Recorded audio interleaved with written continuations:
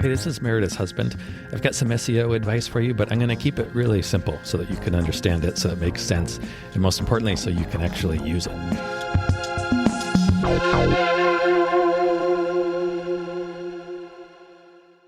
Happy birthday, baby. Thank you. That's not what the podcast is about. Welcome, everybody, back. Thank you. But it is Meredith's birthday. It is my birthday today. You can send gifts if you want. We accept Venmo. And puppies. Credit cards. No. Give to the people in need. That's all that's Yes, important. there are other people in need. Yes, many more. So I thought today I'd just take some of your questions. My questions? What does Meredith want to know about on her 32nd birthday? Well, one of the things that I do actually want to know is we were talking the other night, and I don't understand the difference between marketing and advertising. What's right? Like what? It's I remember you mentioned this. Somebody once explained this to me. One of my very first mentor type colleagues explained it in a way that I thought made a lot of sense. So you know the saying, you can lead a horse to water, but you can't make him drink? Yes. So he said, marketing is leading the horse to water, and sales is making him drink. Okay. So that's not exactly, actually, I think your question was marketing and sales and then advertising. So I think there was two parts. So I just answered what is marketing versus sales. Right. That I think I know the marketing versus sales. That I get, but I was talking about like advertising. I hate when I say I was talking about advertising and trying to figure out how advertising and marketing differ, because it seems advertising is one form of marketing. Right. Oh, yeah. So there are several types of there's actually no limit to the number of ways you can market to somebody.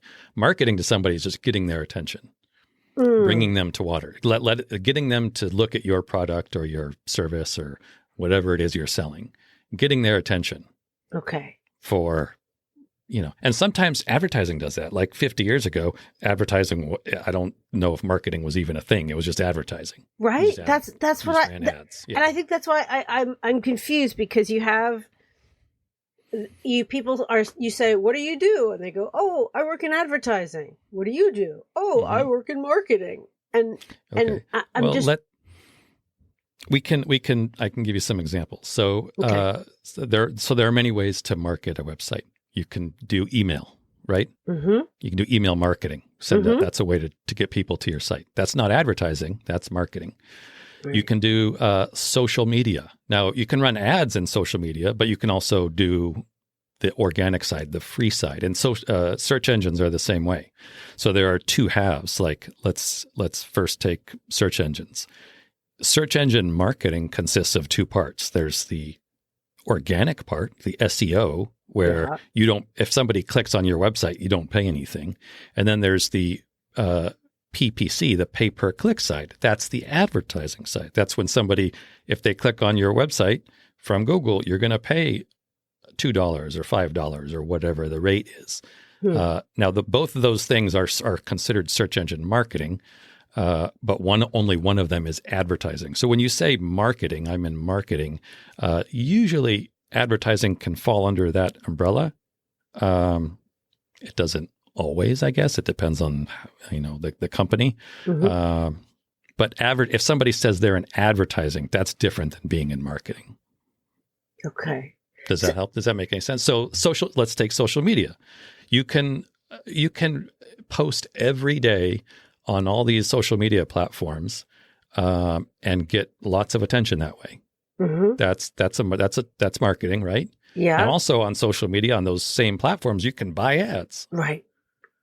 Totally different. I mean, you're still getting, it's the same. There's a lot of overlap, obviously, but that's the difference. It seems that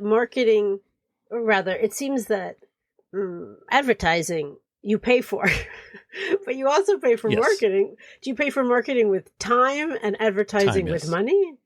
Exactly. It kind of reminds me of the good, fast, and cheap rule in business, or as a consumer, just rule. Period. I guess you can get things good, fast, or cheap, or there are three factors: good, fast, and cheap, or expense or cost. You can get two out of those three, but you can almost never get all three. Right. So if you want to get something and you need it, you need it to be cheap and you need it fast, it's probably not going to be good. Right. Like if you need it right away and you need to spend no money on it, it's probably not going to be good. Right. If you need something fast and you also need it to be good, it's not going to be cheap. Right. That's when people are going to charge an arm and a leg. Right. If you need something good and you need it to be cheap, then it's not going to be fast. Right. That's in particular, like when except for Amazon. Amazon breaks that rule. It does seem to get all three, but then there's the question of what is the real expense? Right. Oh gosh. Yeah. It's cheap, right. But in my business, people often ask for discounts. I'm sure you have faced the same thing. Yeah, they do. And sometimes I will say, sure, I can give you a discount, but it's the good and cheap rule. So I give pretty good services. They're not cheap. So if you want it to be cheaper, you're going to have to do it on my schedule. Like, yes, I'll give you a discount, but then that means I'll do it when I can get to it. Right. That might be in a month. It might be in 2 weeks. It might be in 8 months. I don't know, but that's in exchange for a lower price. That's what you have to accept. Mm-hmm. Yeah. That's when I do offer discounts, that's the way I do it. Yeah. Obviously, yeah. Fair enough. Yeah. But yeah. Right. Yeah. And I can offer, that makes sense. I guess you can't really, if you're photographing an event, you can't do that, but you could say, you're going to need to wait on, if you want a deal, I'll edit these when I can. Right. My typical turnaround is 4 to 6 weeks. You might wait 24 weeks, but if you want a discount, that's the way to do it. Right. Yeah. That's fair enough. That makes sense. That's it. That's really my biggest question. Well, that ties into advertising that, you can, if you want to do something, you can either invest your time or your money. Right. Very, very rarely are you going to get something that's at all worthwhile and it's not going to cost anything in terms of time or money, or very little, and be any sort of quality. That's kind of the difference. Yeah, that makes sense. Yeah, I was last night.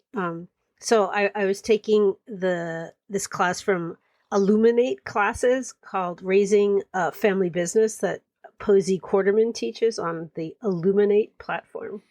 And a bunch of the students wanted to know about in-person sales, because that's what I do. I do in-person sales. And they were saying, how do I differentiate myself when everybody else is giving away their goods and everything, and I'm more expensive? And I said, okay, well, this is what I tell people, is that I can't compete on price, but I can compete on quality and on the experience, the overall experience that you'll get. That was the smartest thing I've said, period. Ever in life? Ever. Yeah, that's true. You're giving the quality. Yeah. Like if people want, great quality, then it's not going to be cheap. Like if you want cheap, then you can get lesser quality. Yeah. And less services and less customer less quality, precisely. Yeah. I mean, I would agree. I would also think wow. You could say like, he agrees.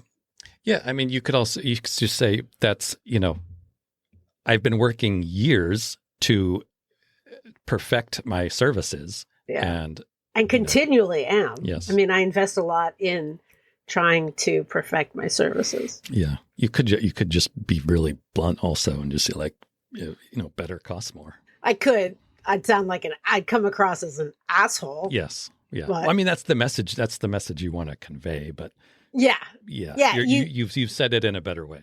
Yeah. I remember, I believe Michaela Jade, whose legacy sales class I'm plugging, all these people because they're all amazing. Mm-hmm. But if you're interested in person sales, go to Printographers, I think printographers.com, and look up Legacy Sales, Michaela Jade, because that taught me everything that I know. And that was one of the best regarding in-person sales. But remember?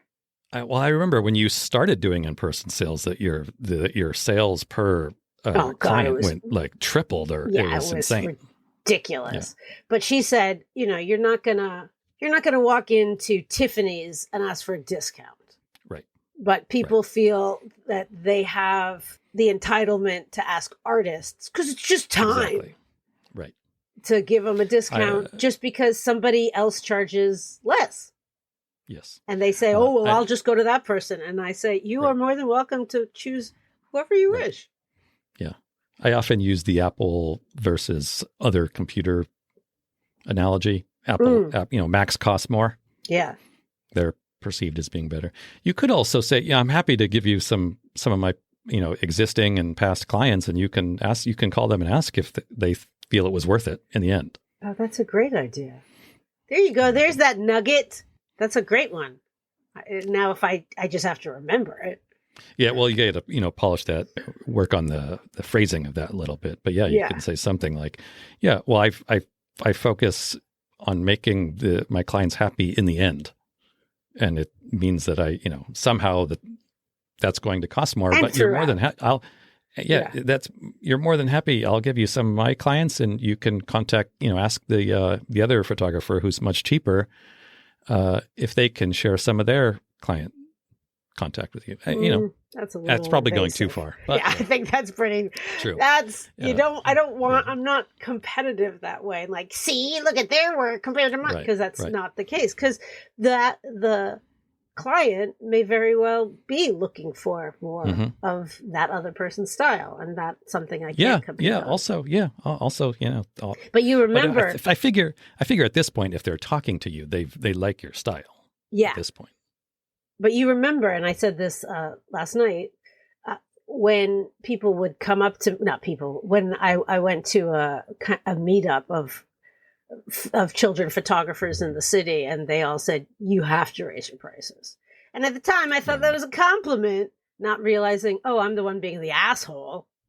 I'm now the one that people refer to. No, everybody starts, and that's one way. I mean, it's very difficult if you're starting in any industry to attract clients without being cheaper than, you got to get some experience. Yeah. But I think you were pretty cheap for quite a while. A long time. It took you creating a visual piece of paper showing how much money every month I was losing. That just went straight down. It got to the point where you were literally working your ass off 7 days a week and losing money on top of that. Losing money on top. And it took a chart too. It took a chart because I have to see things visually. Like most of our listeners who are photographers, we think visually. Not you can tell me anything, but if I don't visualize it, out the roof. All right, thank you so much. All right, so I hope that helped you, Meredith. It did help. It did help me. Actually, somebody contacted me and they said they love your perspective because they identify with questions you ask. That's and they good. say, I feel, and this might be too much information, but they say, I feel like a dummy, but Meredith's asking all the questions I want to know. No, that's because I am the dummy. There are things that I do know, but this is something that I don't know. And so I'm asking all the questions that I'm thinking, hoping that it'll help you or listener. Yeah, kind of on purpose, because I'll gloss over a lot of things that I am just used to talking about for years and years. And you'd be like, what the hell does that mean? Yeah, and I forget that it's not common. Excellent. Jargon. We don't need to talk about ourselves anymore. Thank you, listener. I hope this was helpful. I really hope this was helpful. Let us know. And happy birthday to you all. Thank you, everyone. Hey, Thank you so much for listening. We really hope that you find this helpful and useful. And if you do, what you could do for us as a thanks would be to, drumroll please, yes, leave a review. Yes, everybody says it, I know, but it really does make a difference. Take 3 seconds, leave as many stars, say something really nice about what you like about the podcast and maybe why other people would like it. It would mean the world to us, especially my husband. That better? All right, I'm going to try one where I'm not going to be charming.